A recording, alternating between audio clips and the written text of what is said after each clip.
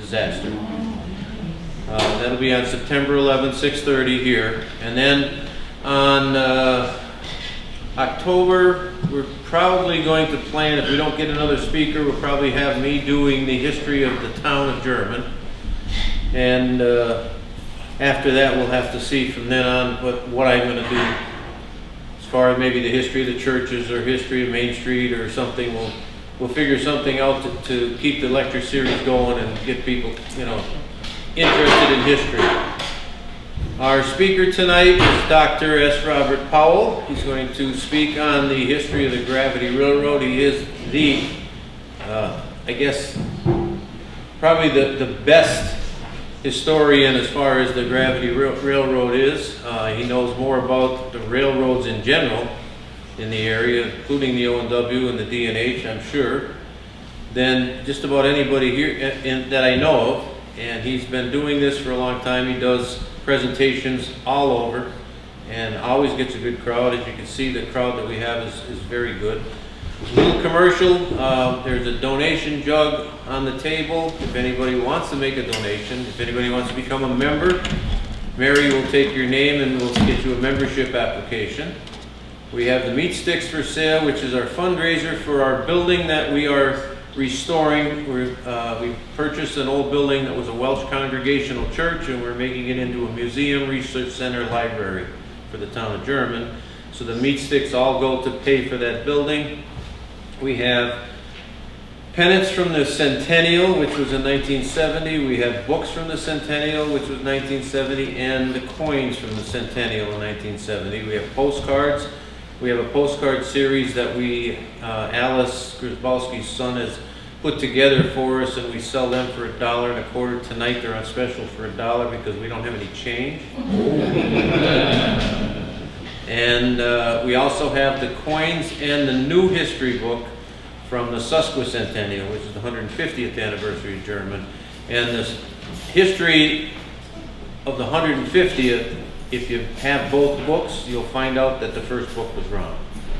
So I did correct what I found wrong in the first history, starting with the very first person to live in Jermyn.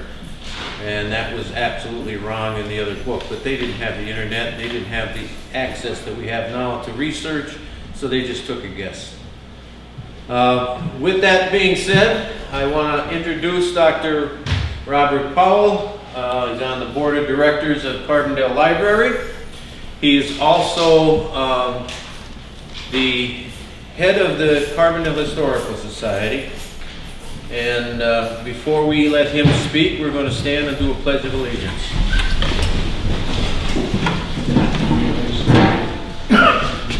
I pledge allegiance to the flag of the United States of America and to the republic for which it stands, one nation, under God, indivisible, with liberty and justice for all. Thank you. As long as they sit in here, you keep going. I can go on.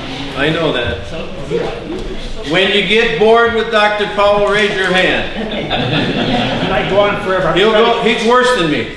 Try to get a limit on that, and I can go on forever. But he can make it a half hour, he can make it 45 minutes. We haven't had any under 45 minutes. Okay, I'll aim for 45. So, and I'm going to sit back here because I want to hear it. It's a great pleasure to be here. I have a family connection to this church. I don't know if anybody here is a member of this church, but Albert and Louise Winter from McKinley Avenue were I'm related to both of them, and their children Margaret and Elizabeth. They're all family members. Louise Winter was my mother's sister, so that's how I happen to have a German connection. This is the first time I've ever been in this church, but I feel I have a strong connection. Been here since 1892, and this is the first time you were here? That's the first time I was here. Anyhow, about 25 years ago at least, I became interested in the Delaware and Hudson Gravity Railroad. And I looked around and I found a few sources, and there was stuff in print on the Gravity Railroad, but a lot of it was very sketchy and a lot of it inconclusive and very difficult to understand. At that point, I decided I was going to read everything in existence I could get my hands on the D&H Gravity Railroad, and take my time and produce a synthesis of all this information that's out there, and produce some important documents on the D&H Gravity Railroad. In Carbondale, we're fortunate to have an astonishing newspaper archive. We have in our collection there newspapers from the 1820s through the 19th century. And the journalists in the 19th century were extraordinary people, and those papers are an unbelievable historical resource. They've all been in the collection of the Carbondale Library forever, and I took it upon myself. I thought, what I'm going to do is I'm going to read all these papers. There must be 75 volumes of newspapers, thousands and thousands of pages of newspapers written by first-class journalists in the 19th century. So I began, and for about 20 years, all I did was read newspapers and take notes. I had a room full of notes and folders, but for about 20 years I did research, trying to make sense out of this very complex railroad that some people have written about, but not in a very coherent kind of way. So after about 20 years, I then had a million manila folders, and I began to write.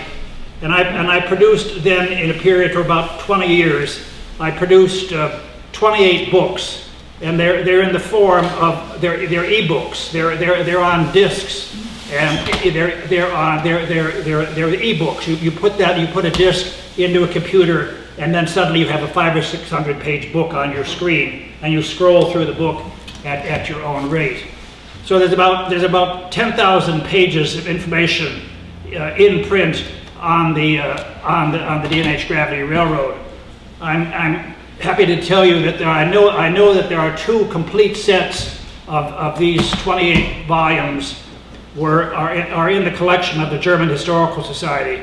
One was purchased by Walter Avery, I know that, and another was given in memory of my cousin Margaret Winter from McKinley Avenue. So I know that at one point two complete sets of these volumes are in your holdings. Anyhow, so I have a lot of it's been the subject of my life for the last 40 or so years. Just getting this material organized on the D&H Gravity Railroad, and I then began writing and produced all these volumes. The D&H always throughout its history got the brightest and best people involved in doing what they had to get done. And what they did in the early 1820s, not long after coal had been discovered, they recruited essentially the construction team for the Erie Canal and brought them to Pennsylvania to show them how to build this railroad. John Jarvis and Benjamin Wright were working on the Erie Canal, and they made that the success that it was. It opened in 1825. Even before the Erie Canal opened in 1825, John Jarvis and Benjamin Wright and others from the Erie Canal construction team were recruited by the D&H and brought to Carbondale to show the D&H how to do what they wanted to do. The D&H were spectacular managers. If I live long enough, I'm going to do a book just on the managerial style of the D&H managers. They always got the brightest and best people involved to solve their problems. They had a great deal of humility. They knew what they wanted to get done, but they knew they had to get the brightest and best people involved in doing it. And in the 1820s, it was done better than John Jarvis and Benjamin Wright as far as the railroad goes. Even before the Erie Canal opened, John Jarvis was here working on the design for the D&H Gravity Railroad, which opened in 1829. But he was here and designed the railroad that went from Carbondale to Honesdale.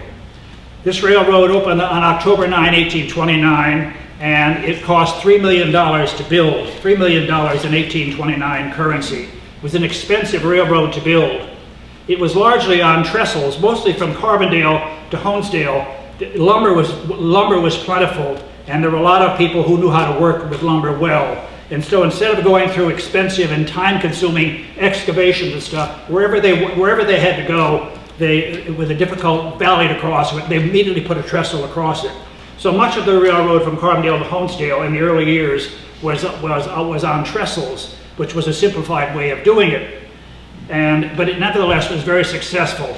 It was a gravity railroad. The gauge of the rails was 4 feet 3 inches, 51 inches.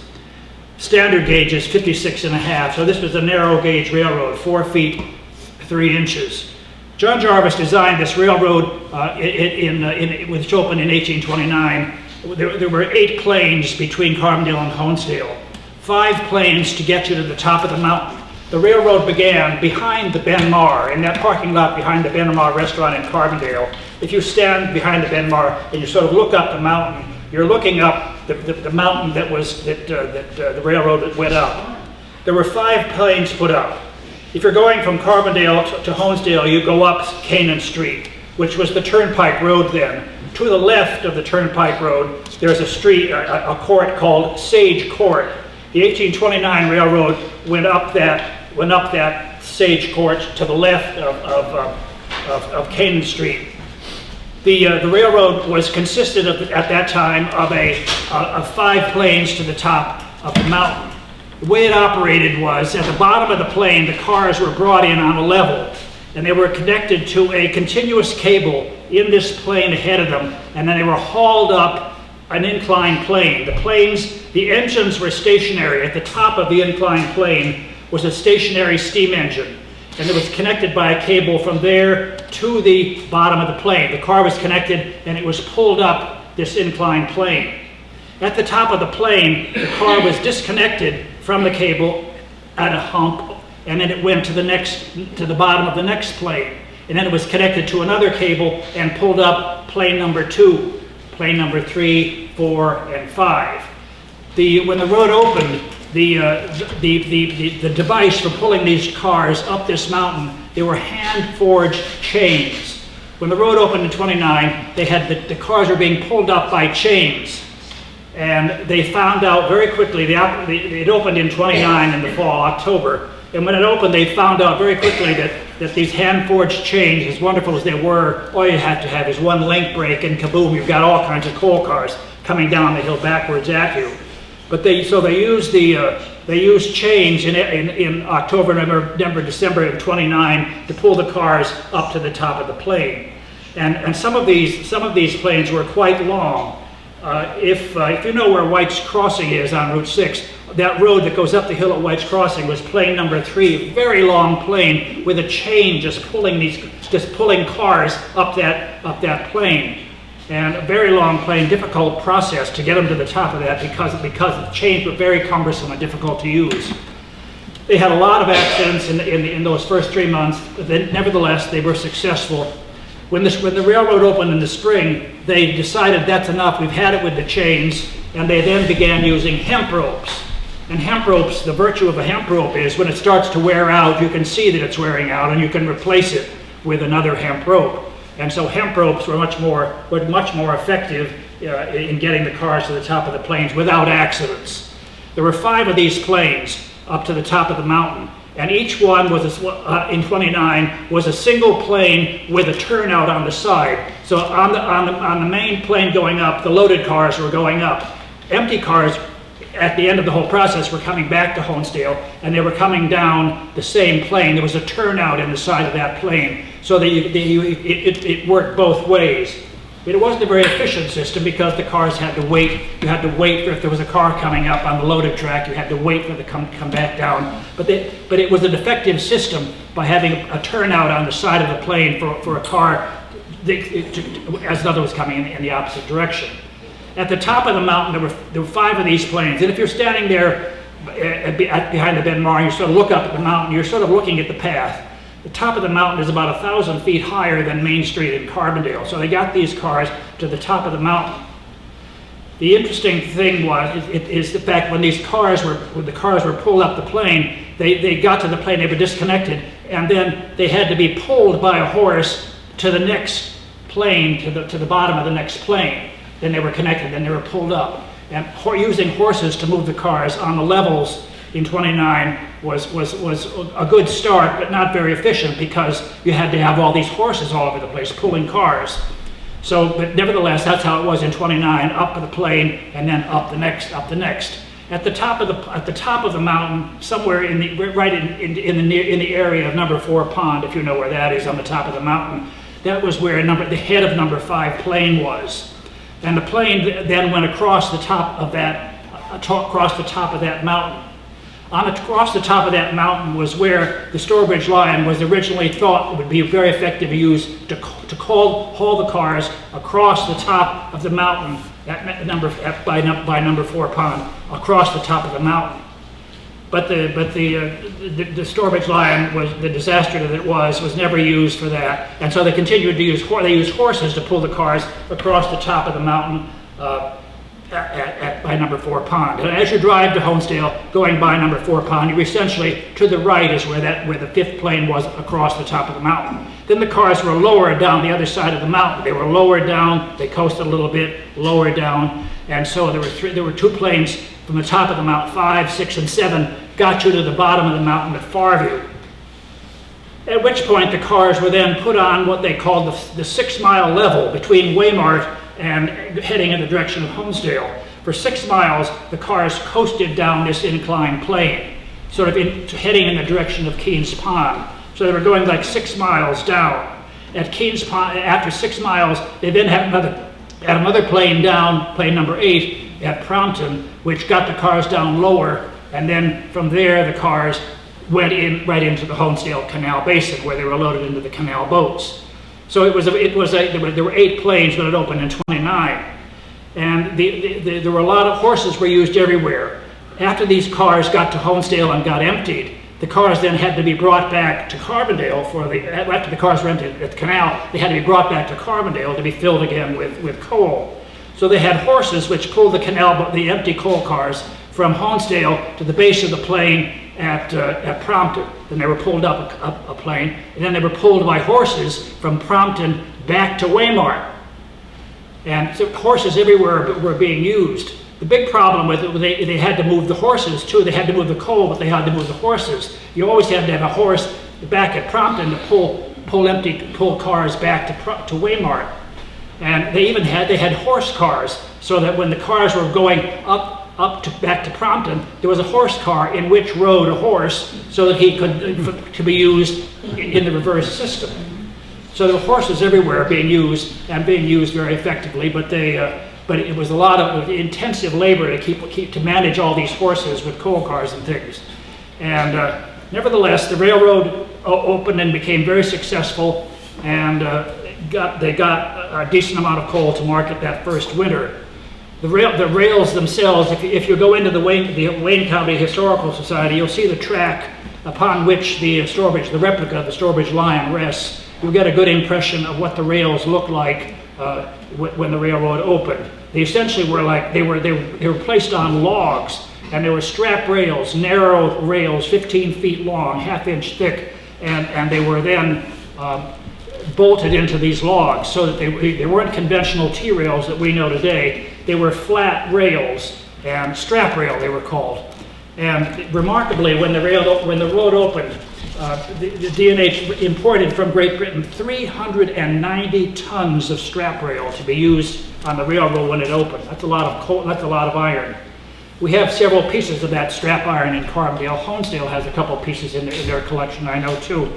But this strap rail was used the cars ran on it. T-rails that we know, the modern T-rails, they were not used on the D&H until the 1850s. They weren't invented until the 40s.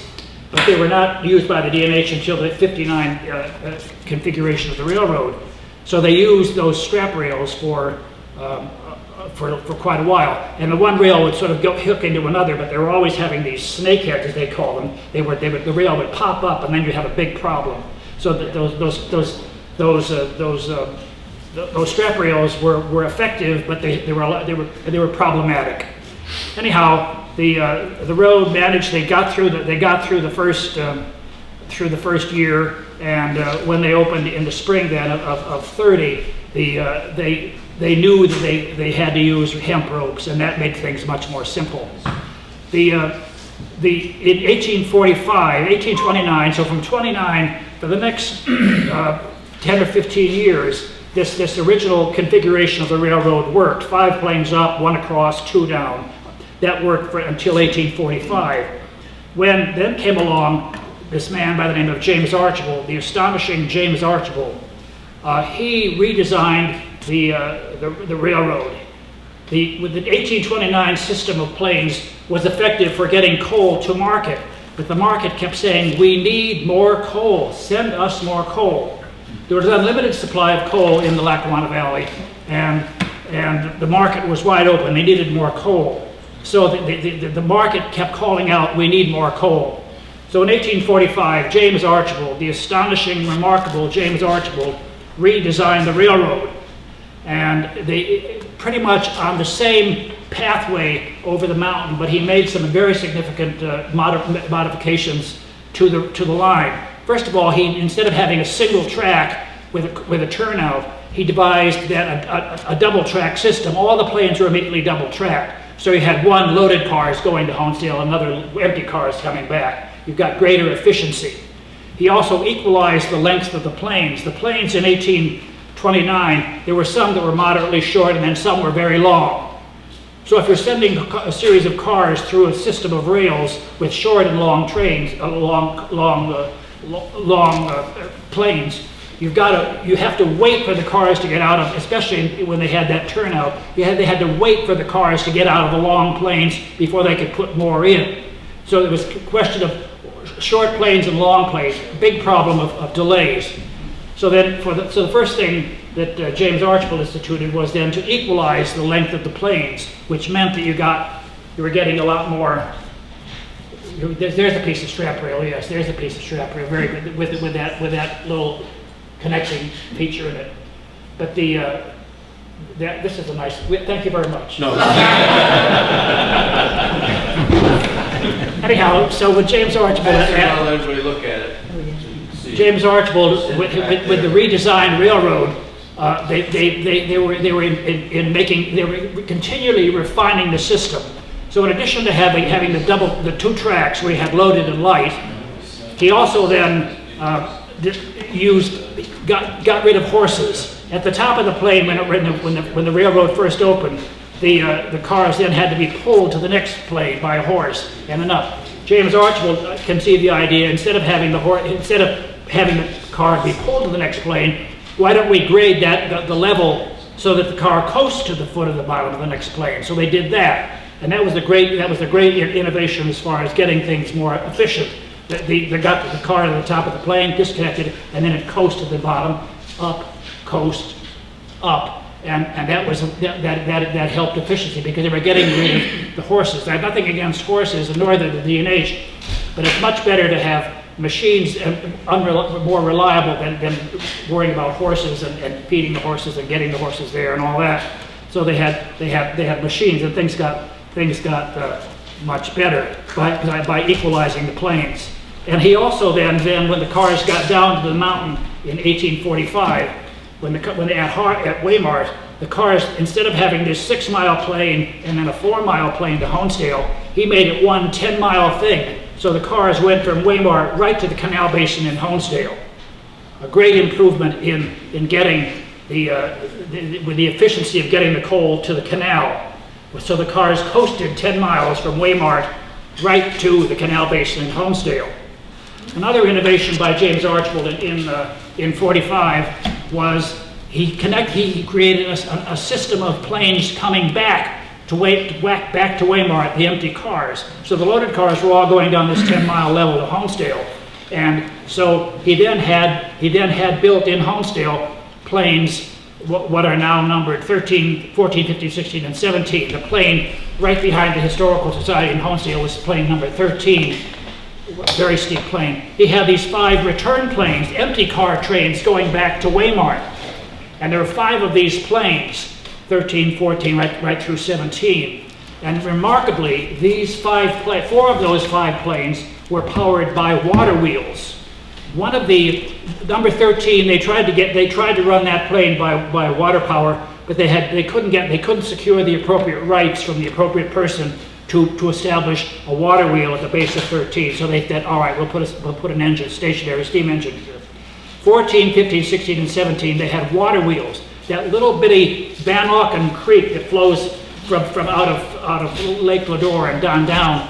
Sometimes in the summer it's this wide and that deep, but they created ponds, and they moved the cars back from Honesdale to Waymart by means of water wheels, undershot water wheels. So there were 5 four of those planes had water wheels powering the device to pull the cars up the plane. They even had a water wheel at the head of plane number 1 in Carbondale in 1845. James Archibald and America in general was in love with water wheels in the 1840s. There was a 50-foot water wheel 50 feet in diameter at the head of Canaan Street, pulling cars up that plane when the railroad was first operated. Unbelievable water wheel, 50 foot in diameter water wheel. So with these planes then, going back from Honesdale through a series on light track where the cars were going back from Honesdale back to Weimar, powered, as I say, by water wheel. On plane number 17, which is essentially behind the back of Keene's Pond, if you know where Keene's Pond is, at the back of Keene's Pond, plane number 17 had 3 water wheels on it to get the cars up that last push into Weimar. And you can go to those sites, and you can actually see where the dams were built for the water to power these water wheels. On plane 14 off of Bear Swamp Road, if you know where that is, on that road back, there's a plane there which is remarkably intact. It's probably less than 50 yards from Route 6, and it's been there, and it has been untouched by the last couple hundred years. And it is so intact. It is really a remarkable example of an intact gravity plane number 14. All the other planes have been sort of compromised by people stealing stones and so on, but the one on Bear Swamp Road is a wonder. And it's a beautiful example of how the system operated, which was, I could go on forever about how they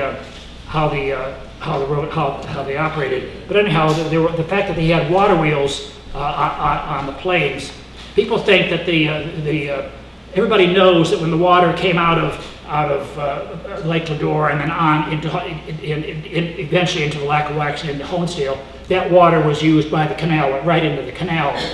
Before it was used by the canal, it was used by the railroad to power these water-powered engines on these planes on the way to Honesdale. And that's a very interesting, I did a whole volume on water power on the Gravity Railroad. We never would know that there was water power being used on the Gravity Railroad. There was even a canal through the middle of downtown Carbondale, operating 4 or 5 businesses on water wheels in the 1850s. It had nothing to do with the D&H. They were just private enterprises that were powered by water wheels. And it's a very interesting topic, the use of water power in the 19th century. So James Archibald, with his double-track planes, with his levels going down, that increased the amount of coal they could get to market. And it was a huge step forward. Also in 1845, as I say, the market kept saying, we need more coal. Send us more coal. Talk about a recipe for success. You have the largest anthracite deposit in the world at your control, and you have a railroad, and you have a market that's saying, we need more. Send us more. I mean, it's just money, money, money. It was extraordinarily profitable to getting the coal to out of the ground to market, and then they made money by the rail car full. Anyhow, they needed to have more coal resources. The early mines were in Carbondale, and they were getting an adequate amount of coal, but they needed to spread out a little bit. So in 1845, James Archibald then, with a man by the name of James Clarkson, they decided that there were coal resources in Archibald. So the railroad was then extended down the valley in 1845 to Archibald, and there was 1 plane down and 2 back where they got coal, brought it to Carbondale, and then sent it to Honesdale. So they were constantly spreading out their field of anthracite. The remarkable thing about their acquisition of property is the Wirtz brothers, William and Morris Wirtz. They as I say, they were the original creators of the rail line. They were dry goods merchants originally in Philadelphia, and they provided government to the federal government uniforms for the War of 1812, and in partial payment, to the Wirtz brothers for their uniforms in the War of 1812, the government decided they would offer them land. And I'm sure knowing how the federal government works, I'm sure the government was sort of saying, let's give those guys some of that land up in the Northeast where there's probably nothing but, woodchucks and a few deer and what else is up there. Let's give them that land. So they gave the Wirtz brothers lots of land where we are right now. And they gave them the richest anthracite deposit in the world, worth trillions of dollars, unbelievable quantity of coal, and it was turned over to them here. Thank you very much. Anyhow, so they had enormous coal resources at their beck and call. The D&H, as I said earlier, always wanted to get the best and brightest people involved to help solve their problems. When they first opened the line in '29, the coal they were sending to market was largely surface coal, and the surface coal was not as good as quality as coal one would get by going deep. So getting deep down coal was the quality of the coal. The deeper you went, better the coal for the most part. So they knew that they had, but they were sending to market originally largely surface coal. They were buying it and it was working, but they needed to improve the quality of the coal. So again, the D&H demonstrated very good judgment. They recruited in Wales 90 Welsh families, and the Welsh have been mining coal forever. So the Welsh were experts on doing deep underground anthracite mining. They would put a shaft down and then put tunnels, shaft mining. So they recruited 90 Welsh families and brought them to Carbondale. In 1830, Carbondale was essentially a Welsh village. There were 90 Welsh families there and not many other people. There were 3 Welsh churches by 1830 in Carbondale. And as late as 1900, there were services in churches in Welsh in Carbondale. An amazing event that there were Welsh, the dominance of the Welsh people in the upper everywhere in the coal fields, but in the upper Lackawanna Valley, there was, they had these 90 Welsh families who showed them then how the miners showed them then how to do this effective deep underground mining, and their profitability went right up when they were getting the higher, better quality coal. So that was in 1845, they went to Archibald to get more coal resources and get it to market. So the railroad it worked very well. It opened in '29, revised in '45.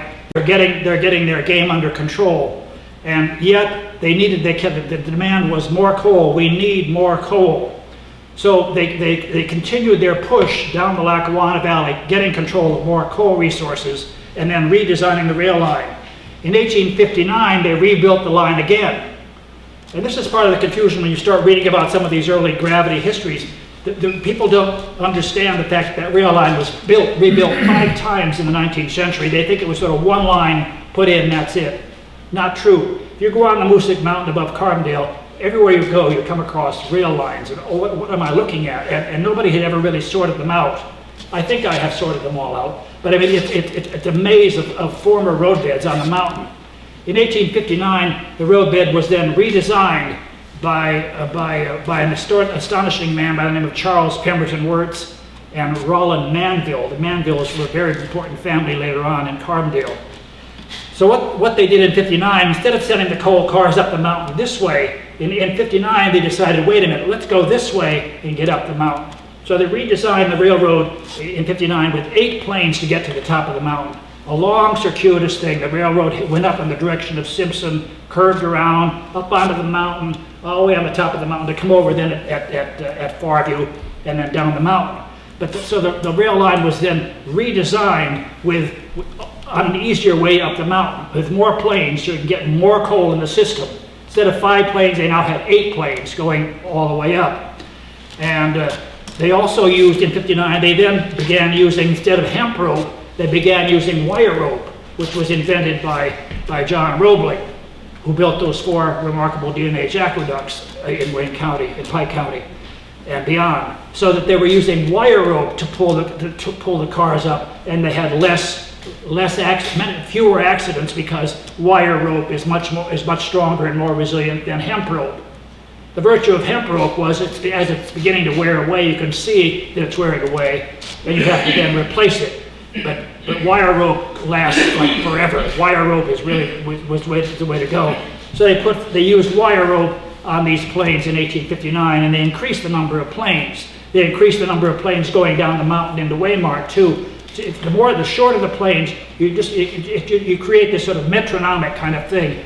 Everything moves, and it moves at the same pace. And by having all these planes, it made it much better, easier to get the volume, increase the volume of coal to Honesdale. At the same time that all these improvements in the rail line were going on, improvements in the canal itself. The canal was being deepened and widened continually. 3 times it was made deeper and wider because the boats kept getting bigger. More coal would get to market. All this coal coming into Honesdale, they then had to have more boats, and so they had to have deeper canal, wider canal, and so it was like a domino effect. One was affecting the other, and the Honesdale grew and grew as did Carbondale as the line continued. They needed to get more coal. They kept moving down the valley farther. In 1859, they extended the railroad as far as Valley Junction, which is essentially Oliphant. The rail line went down to Oliphant, and they had 2 or 3 more planes to get farther. The rail line from Carbondale then first went to Archibald, right in Main Street, Archibald, at the south end of Main Street in Archibald. There was another big water wheel, and then plane number 21 went up, essentially the road that you take out of Archibald towards Peckville. That's plane 21. And then there was another plane number 22, which ended right in the middle of the Robert Mello Park.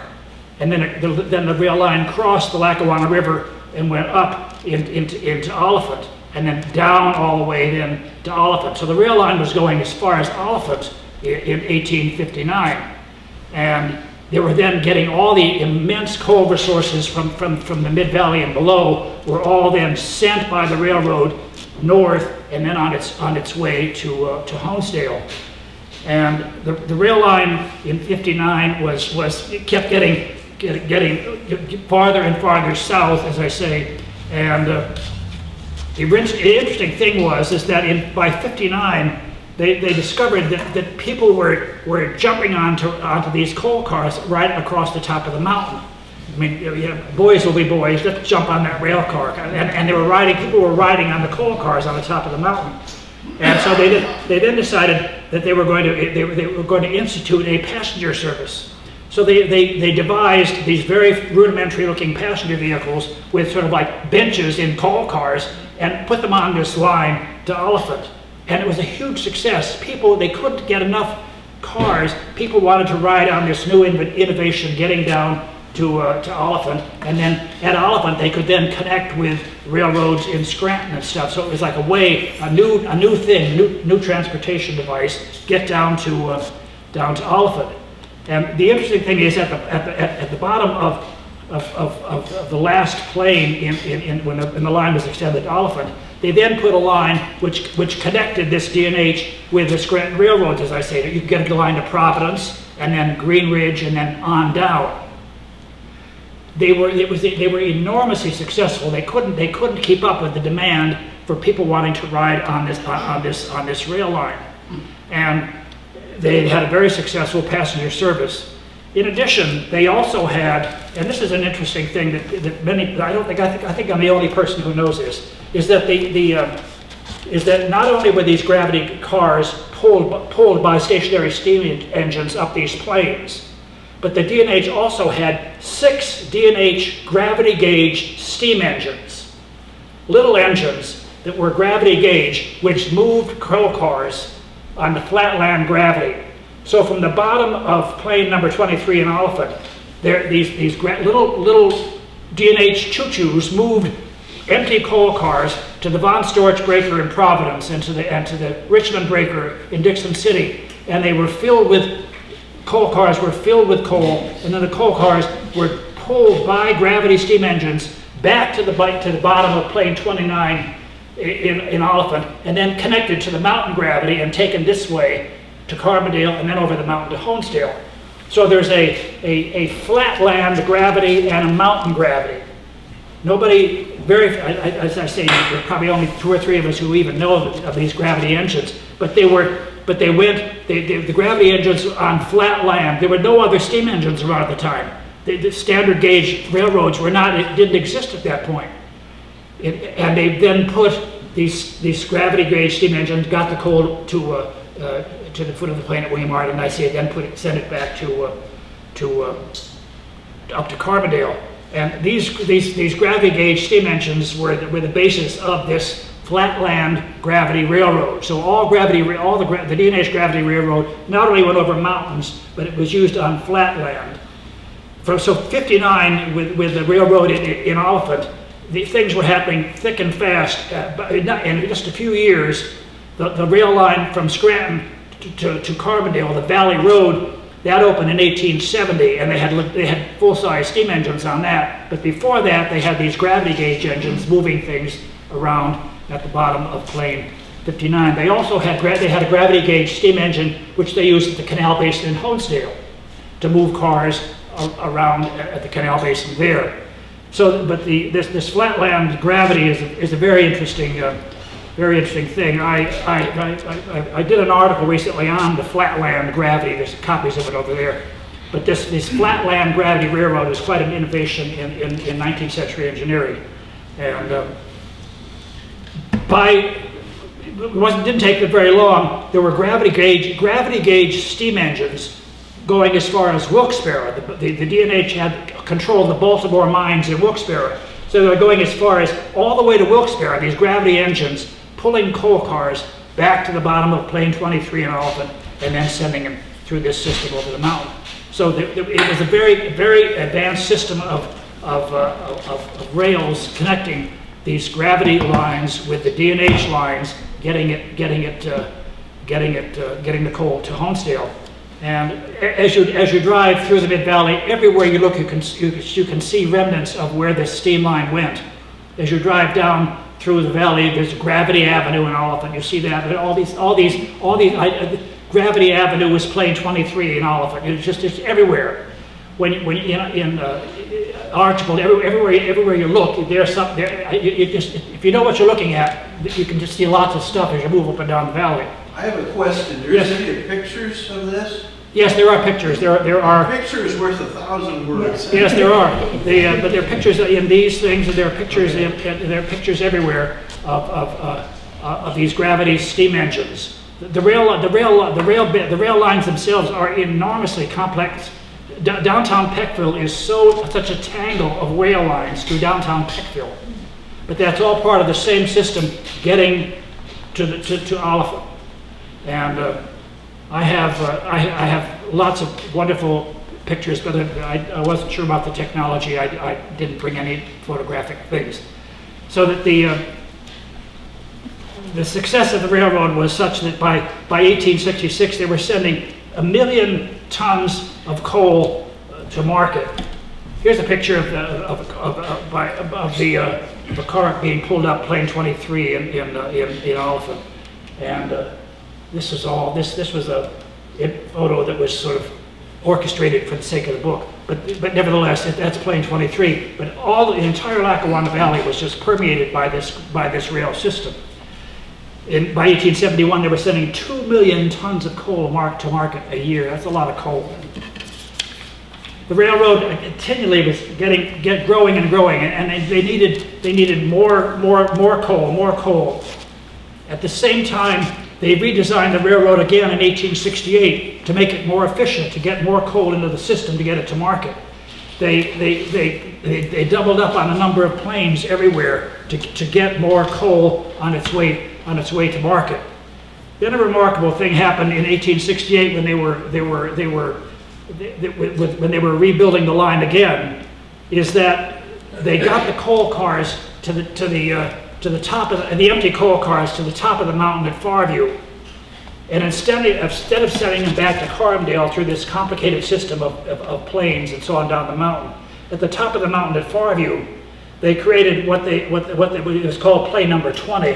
What this was, right at the top of the mountain at Farview, right in the area where Gibney's restaurant is, if you know, at the top of the mountain, right in that area there, this plain number 20, they learned they put the railroad this way, they followed the grade of the mountain, and they created this 20-mile long, essentially roller coaster ride. The cars went from Gibney's all the way down around between number 4 pond, number 7 pond, curved around up towards Simpson, up all the way north through this celebrated Shepherd's Crook on the Gravity Railroad, where the railroad went around this sharp bend, and on its way down, the cars could then go into Carbondale.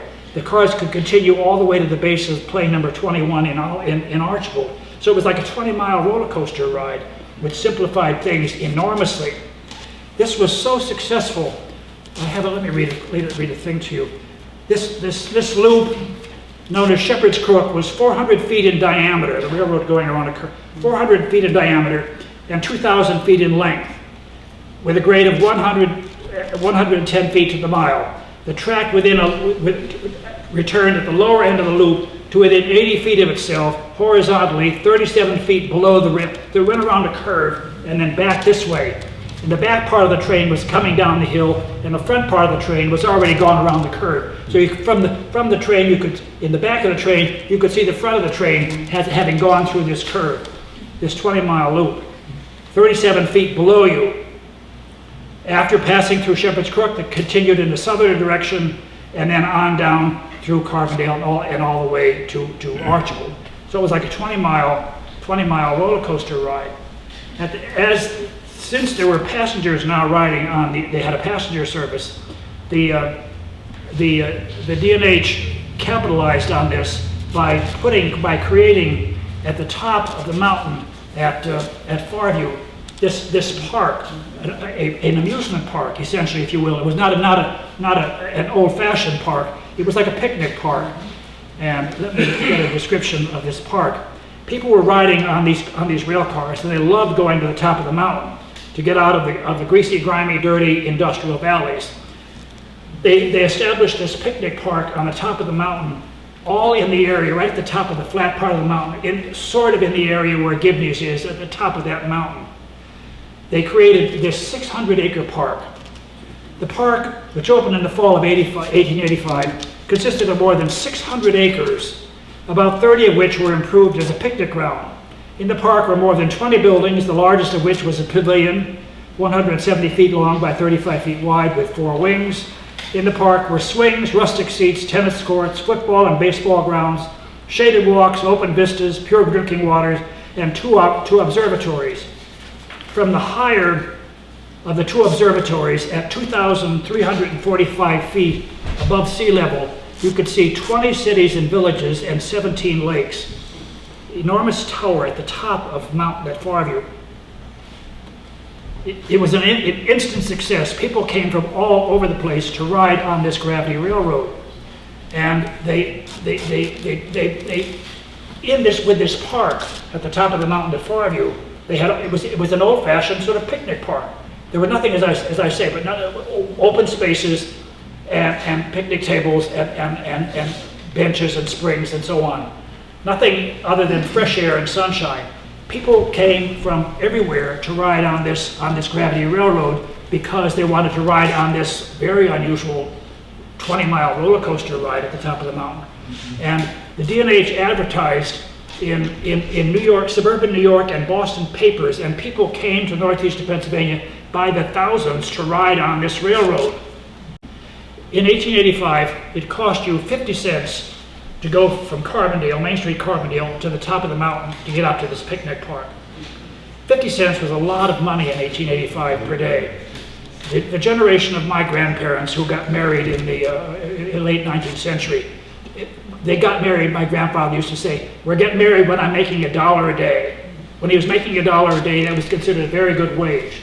So in 1850, there were still people they would pay 50 cents, like a half a day's wage, to ride on this remarkable railroad to get to the top of the mountain. And people by the tens of thousands rode to the top of that mountain on these open-air passenger cars to get to the top of the mountain. On one day in 1885, they took 15,000 people to the top of the mountain above Carbondale, all of whom paid at least 50 cents apiece. which is $7,500 extra income besides, in addition to coal, on a day when the railroad didn't operate. Here they made $7,500 on fares, getting people on this railroad to the top of the mountain. It was an enormous success. It was so successful. Church groups from as far away as Wilkes-Barre and 50 miles, 100 miles away came here to ride on this celebrated railroad. They came to Honesdale, then they went to the top of the mountain. It was an enormous success, and all this was extra money in their pocket because their main business was coal, of course. But they also had this remarkable transportation system, which put a lot of money in the till as well. By 1875, they were sending 3 million tons of coal a year to market. 1884, 4 million tons of coal to market. That's a lot of coal to send to market. And from everywhere in the Lackawanna Valley, these coal cars were coming to Carbondale to get this coal into the system, which, as I say, was revised 4 or 5 times. It was built in 29, it was rebuilt in 45, rebuilt in 59, rebuilt in 68. With each revision of the rail line, it was made more efficient to get more coal into the market and therefore make more money. This went on. The 19th century was such a success story for the D&H. It was unbelievable prosperity. People came from everywhere to work on the railroad in northeastern Pennsylvania, as you know. And the immigration figures to America in the late 1800s are just remarkable. We have in Carbondale a mine sign, a lovely porcelain sign about that wide and about this, which says in 5 or 6 languages, if you get hurt, make sure your supervisor knows about it. That's what the top line says. That same message is given in Hungarian, Slovak, Slovenian, Polish, Czech, Hungarian on the same beautiful enamel sign. If you get hurt, make sure your supervisor knows about it. We had a man from Hungary not too many years ago in Carbondale. He walked in the room and he saw Hungarian on the wall in Carbondale. But the people came from everywhere by the tens of thousands to work on this railroad. And because of endless jobs, endless prosperity, and the entire Lackawanna Valley benefited by all this. All this gravity business stuff came to an end at the end of the 19th century, because by that point conventional steam locomotives were everywhere. The Erie Railroad was everywhere, and the DL&W was everywhere. These flatland railroads taking thousands of tons of coal in these being pulled by these gigantic engines. So the D&H had to then rethink its act. And this gravity system that was over the mountain with all these planes and engines and horses and all this kind of stuff were redesigned into a conventional steam locomotive railroad. So that by 1900, this gravity system had been converted into a steam locomotive line, which meant that, and believe it or not, steam engines from Main Street, Carbondale, were then gradually taken down former gravity railroad planes and up these levels to the top of the mountain at Farview. So that by 1899 you could then see conventional steam locomotives, full-size engines at the top of the mountain at Farview, which got there by this long process of going to these former planes to the top of the mountain. They then took the cars from the top of the mountain. They had to get them down from the top of the mountain, and they then put in what was called the South Canaan Loop, which went very gradually down behind the federal prison, curved all the way around into South Canaan, all the way came back through Waymart, through downtown Waymart, and then right into Honesdale. So this gravity line, many components of this gravity system were then used and incorporated in this steam locomotive line that went over that mountain. And that rail line, which they called that the Honesdale branch of the Delaware and Hudson Railroad. And that line, which opened in 1900, continued to operate until, the date for that, it continued to operate until where's my paper on that? It continued to operate until 1935, I think the year is. So you could take a steam engine from Carbondale to Honesdale until the 1930s. Let me find the exact date. I have it here somewhere. 68, 99. Here it is. Okay. It closed on September 9, 1931. And so until 1931, you could take a train from Carbondale to Honesdale.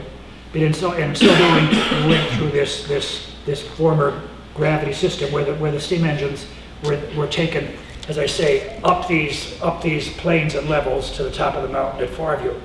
It's an astonishing engineering feat what they did. At one point in the conversion of this gravity line to a steam line, they had full-size standard gauge railroad coal cars at the top of the mountain at Farview, and they lowered them down these former gravity plains, full-size coal cars down these gravity plains to Waymart, and then coasted them to Honesdale.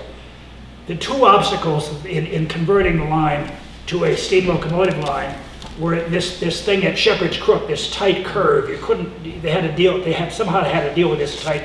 You can't take a steam engine around a tight, you gotta have a pretty good curve for a steam engine.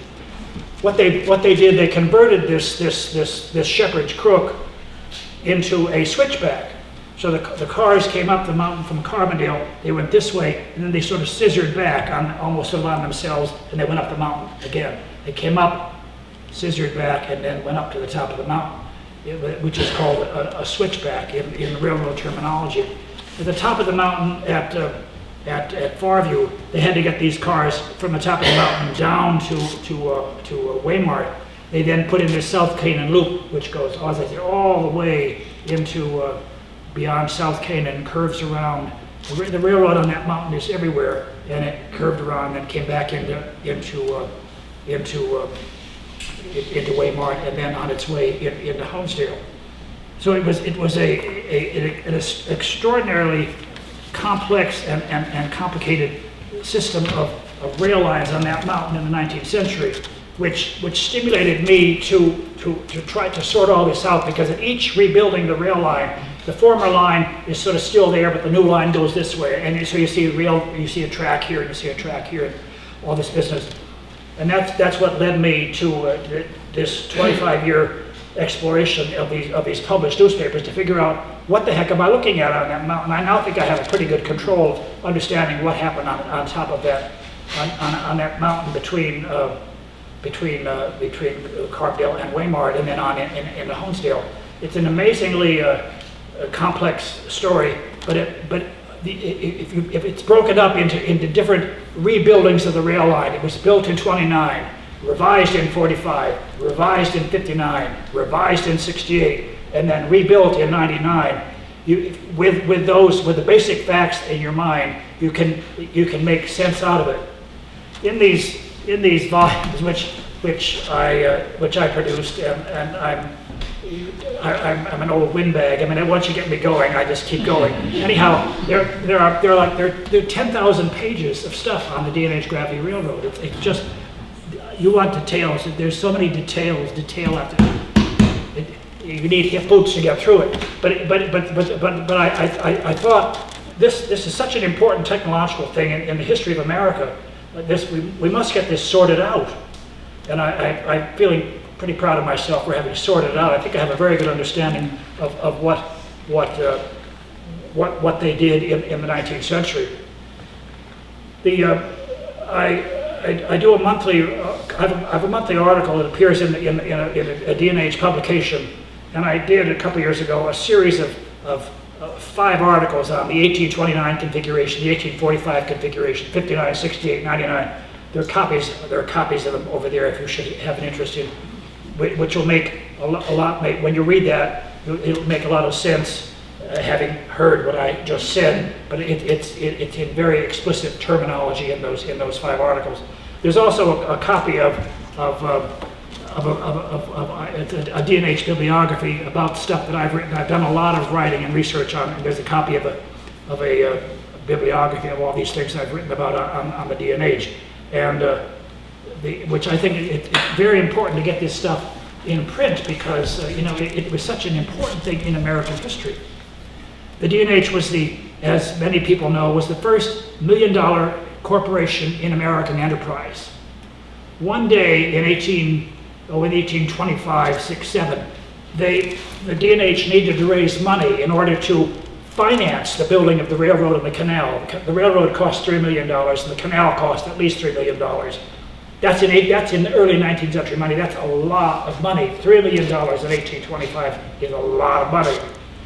The D&H were so good at marketing, they got coal to New York by going to Philadelphia. They took it up through the Atlantic before the railroad got to New York. They took it up to Philadelphia, then up along the coast to New York. And in the Tontine Coffee House on Wall Street in New York, they established a grate in which they could burn coal. And they got coal, got the Tontine Coffee House nice and warm with hot heat from anthracite coal.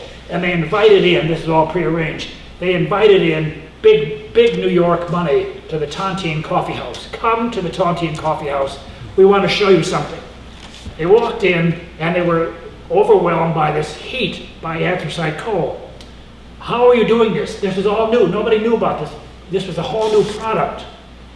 They then had a public offering of their stock. And before 2 o'clock on that one day, they sold $1.5 million worth of stock on one day in the Tontine Coffee House. So instantaneous was the response to all these industrialists. Philip Hone, the first mayor of New York, Philip Hone was there. Other big deals were there. All these Wall Street heavies were there.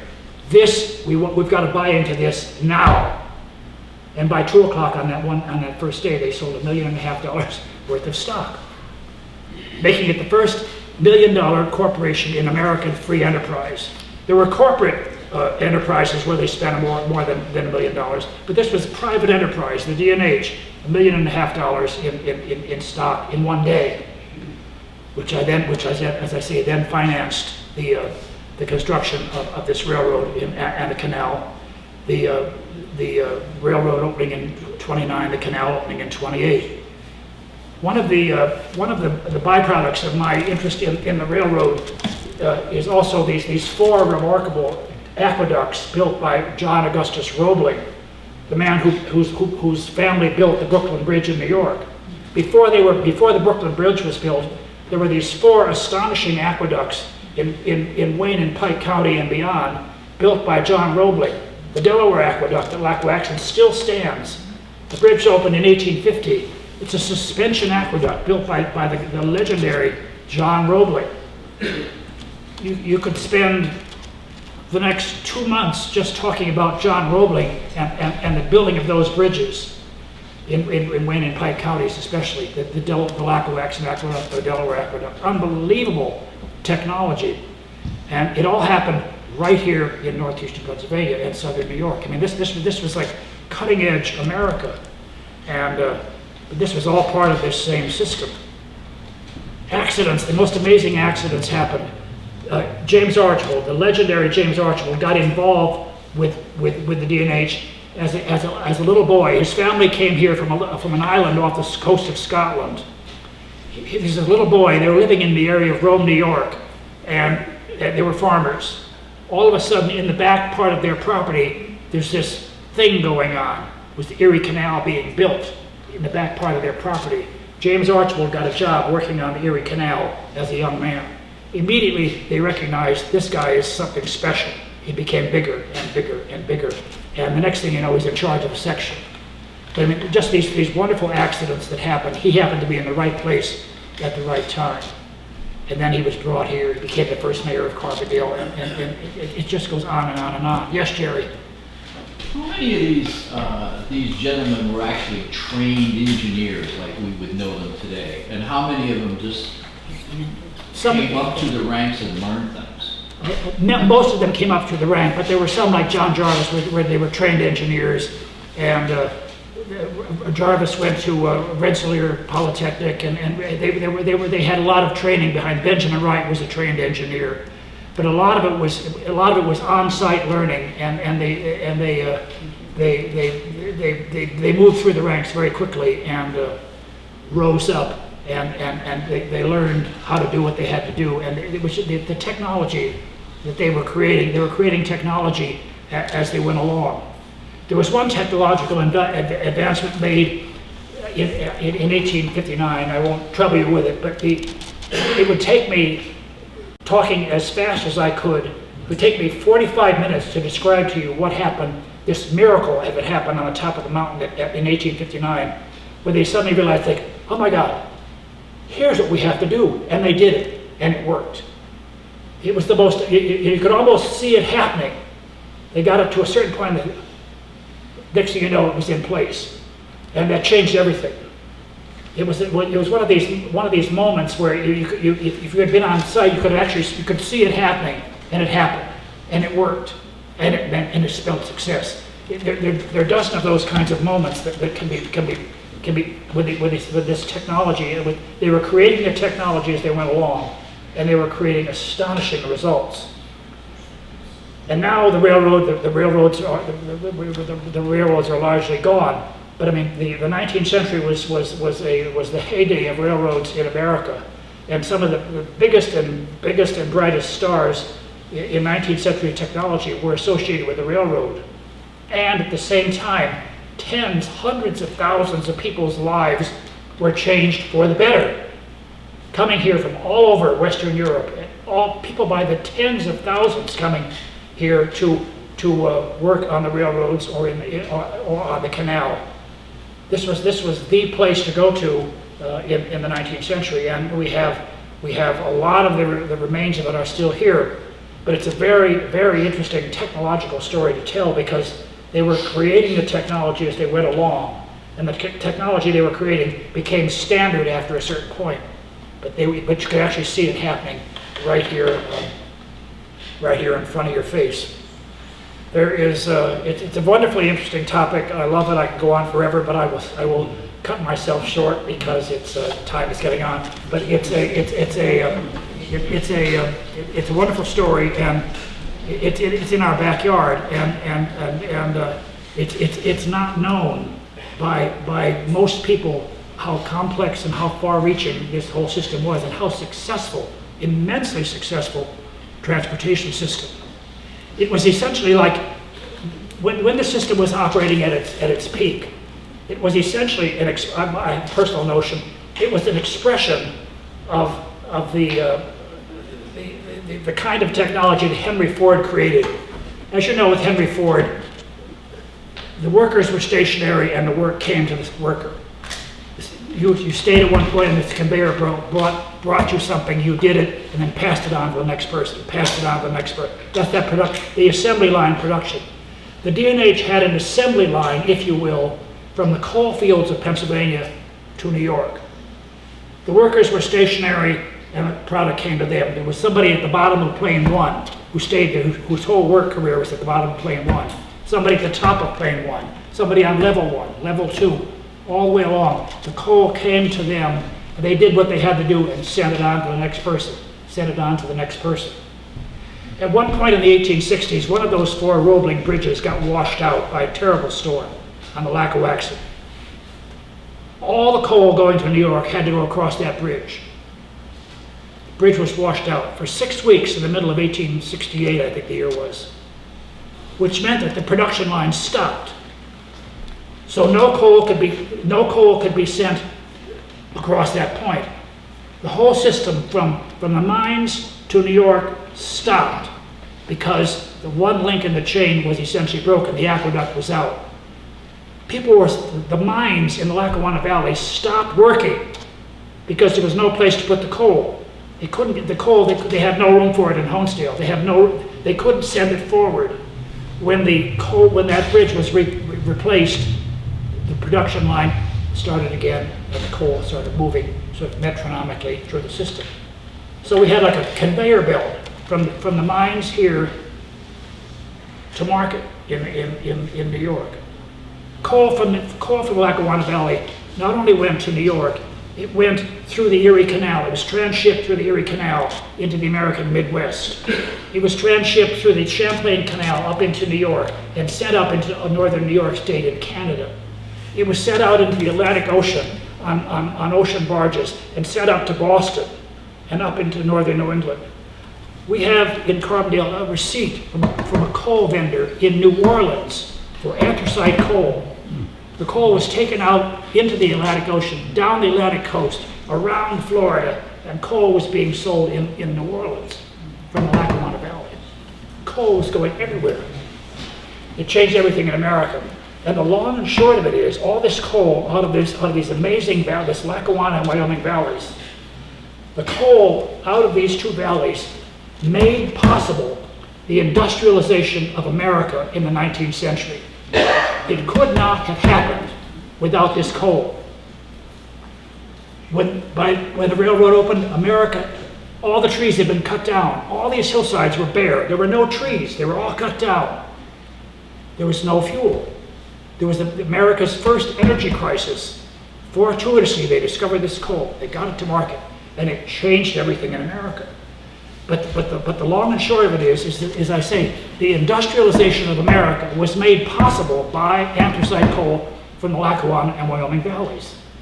That's a heavy-duty statistic for northeastern Pennsylvania.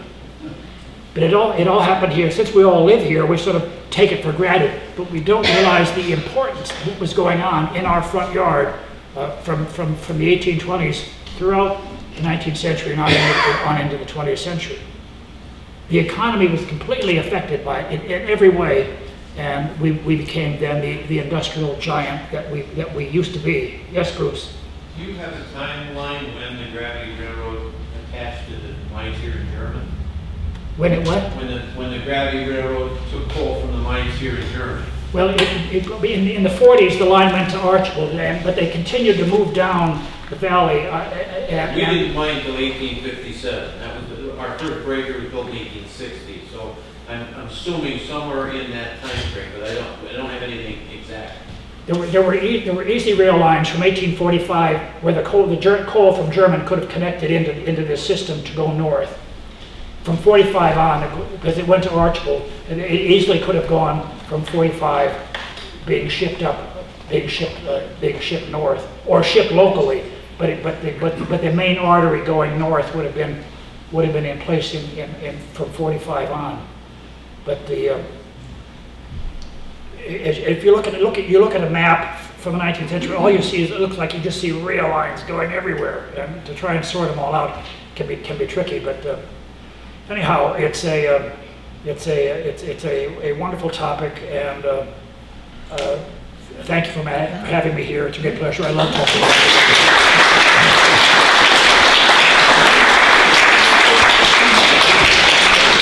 Does anybody have any questions for him? Oh my gosh, thank you very much. That's from us. We have a couple of connections to the gravity railroad from Germany. He mentioned the Welsh people moving here, the Welsh congregations. The building we're restoring is the Welsh Congregational Church, which was built in 1884. It's where all of the Welsh settlers came and they went to church here in Jermyn, and they only spoke Welsh. She spoke about this. They didn't speak English. They only spoke Welsh.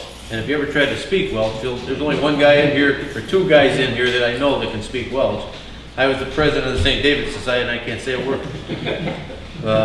But the building that we're restoring was the Welsh Congregational Church, 1884 to 1913. In 1913, it closed down, and the reason it closed down was because the miners that were here, well, they were working alongside the people that spoke English and other languages. Well, they wanted to assimilate and talk with English with the people they were working with, so they didn't want to go to the Welsh church anymore because they only spoke Welsh. They wanted to go someplace where they spoke English, so they started going to the Primitive Methodist Church and the Baptist Church and the Methodist Church. So that church closed in 1913 and merged with Carbondale and went to the Carbondale Welsh Congregational Church. And the other thing that connects Jermyn to the Gravity Railroad was, he mentioned the Wirtz brothers. The very first settler in Jermyn was Christopher Wilbur, who helped guide the Wirtz brothers to find the coal, where he was the guy that started what we call the 4 Mile Tavern in Jermyn. It was the first house built in Jermyn, first building built in Jermyn in the 1830s. And that was never recorded in any of our history, but we have that now. and in our new book. So that's our connections to the Gravity Railroad. And I want to thank our little gentleman over there, Cody, for bringing in that piece of the strap rail. He's a historian who buys everything and anything he can find online, and he's picked up some things from Walter Avery's father. He just brought in and showed me a Boy Scout manual that Charles Avery had, which we should have got from Walter's building, but we didn't. And somebody ended up getting it and selling it on eBay, but it lists all of the people that were in the Boy Scouts back when Walter's father was in the Boy Scouts. And I looked in there, my father's name was in the book, so that's another interesting part. But I want to thank Dr. Powell. I think that was a wonderful presentation. Did you do your advertising? Are you selling your Well, they're available, but I mean, this organization already has 2 sets of them already, so. Well, I have to make sure we find them because they were in Walter's house, and we didn't get everything out of Walter's house. So if there's not there, we have to buy one. I can make that happen. Okay. We have refreshments over here. We have water, coffee, tea, cupcakes, and we have the things for sale on the table. I want to thank you all for coming. Next month, Dave DeCosmo and the history of the Agnes Flood, September 11th.